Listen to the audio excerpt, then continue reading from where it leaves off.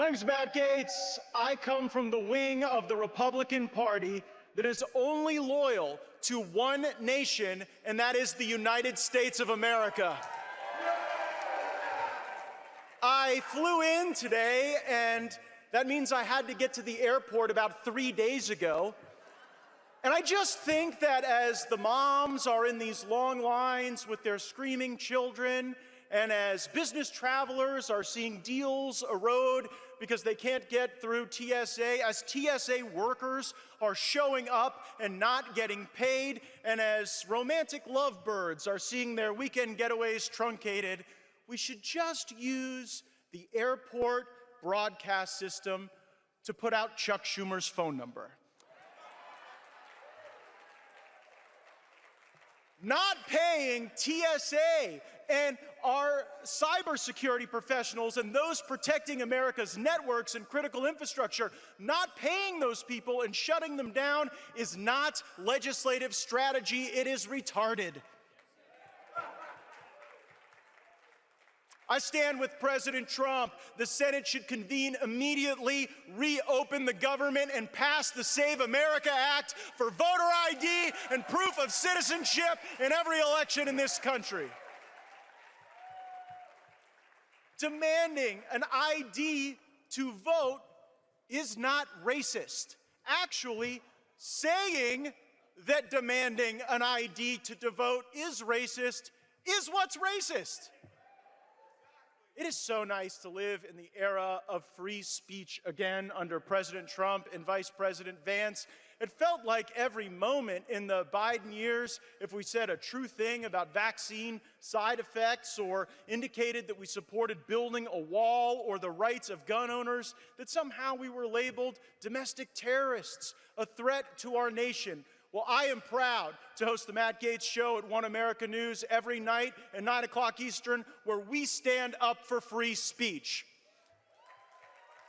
I also want to thank President Trump's chairman of the FCC, Brendan Carr. He has stopped the weaponization of the communication system against conservatives and against the people who love our country as we should. And it's not often you get to thank the FBI on a free speech issue. But I am grateful that one of the first things FBI Director Kash Patel did was end the cooperation between the FBI and the Anti-Defamation League, or as Elon Musk calls them, the Defamation League. Matter of fact, the FBI should never be partnering with the ADL. The ADL is an anti-white, anti-Christian hate group, and they should be investigated as such.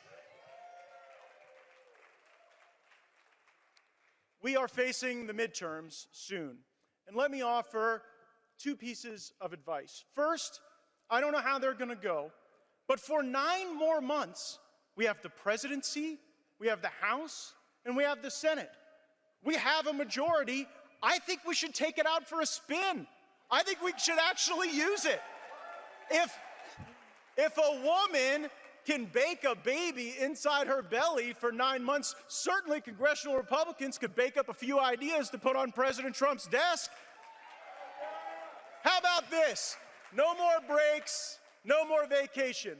Wake up, say the prayer, say the pledge, and whether it is ending men and women's sports, voter ID, proof of citizenship, ending transgender surgeries on children, asylum reform, end to birthright citizenship, or access to IVF, we should be codifying President Trump's executive orders every day.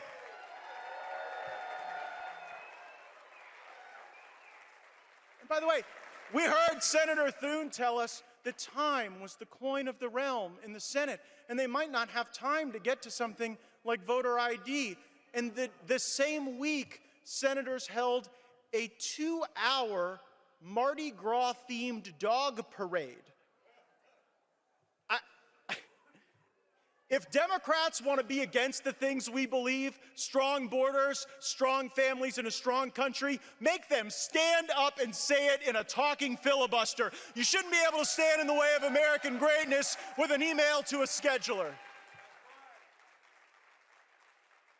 I have another bit of advice.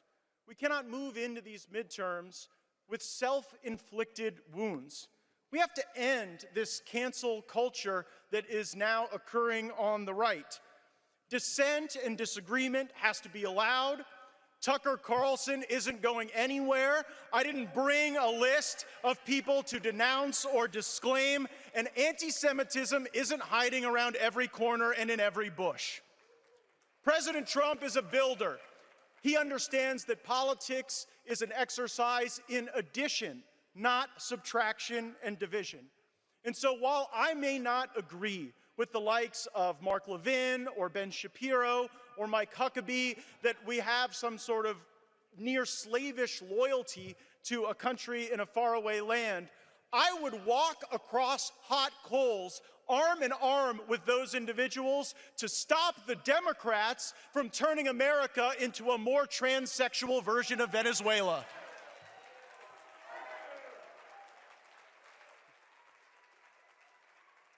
When you may have heard, there was a brief period I was nominated for a job in this government, and I had a senator ask me, a Republican senator who didn't really like President Trump, well, Matt, can you ever think of a circumstance where you ever disagreed with President Trump, where you had a difference of opinion? They wanted to make it look like there was no separation ever. And I said, well, there was one story. I was at the funeral of one of my constituents who had died wearing the uniform in Afghanistan, and President Trump called me, and I had indicated that I would be voting against presidential war powers in Iran. And I'll never forget what President Trump told me in that conversation. He said, Matt, I won't bust your balls over this. But in the end, it was President Trump's vision that kept us out of a war then, and I certainly hope that the poly-market prediction that says that there's a 71% chance that ground troops go into Iran is false. I want President Trump to have every diplomatic tool at his disposal, and I do trust that he knows a great deal more than I do. But a ground invasion of Iran will make our country poorer and less safe.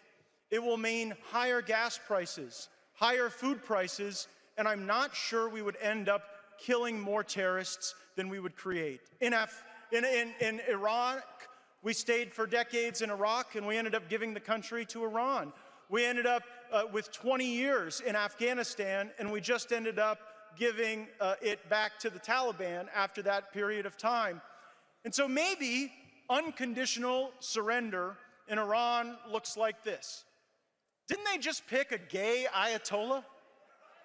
Like, I just think that's Asalama fabulous. I think a gay Ayatollah in charge of Iran is definitely mission accomplished.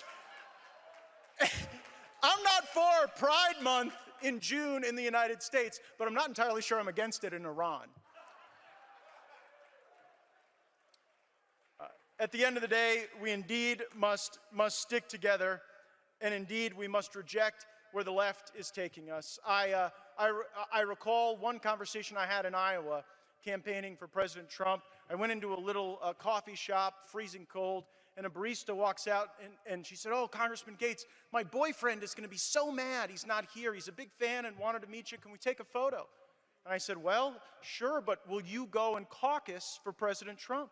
She said, oh, I'll do that. I said, well, if we send it to your boyfriend, will he go caucus for President Trump?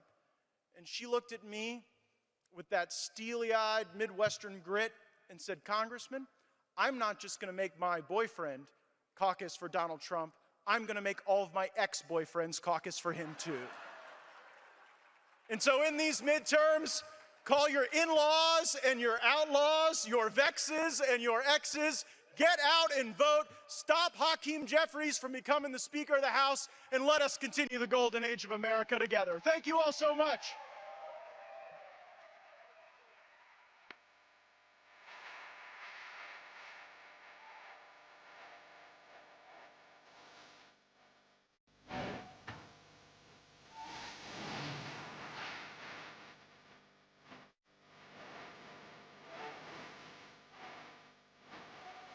In this country, there's no reason that every person in this country is not wealthy. There's tremendous amounts of wealth here. There's no scarcity. In a country that promises freedom, most people live financially enslaved by debt, by fear, by a system they don't understand.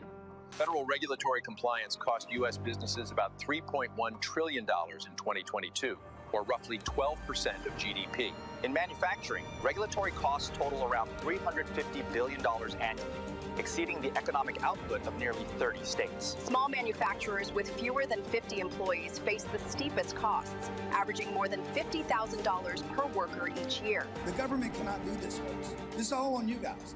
The people that make a commitment to creating legacy wealth, okay, are actually doing the greatest, giving the greatest contribution to their country and their community than anybody else.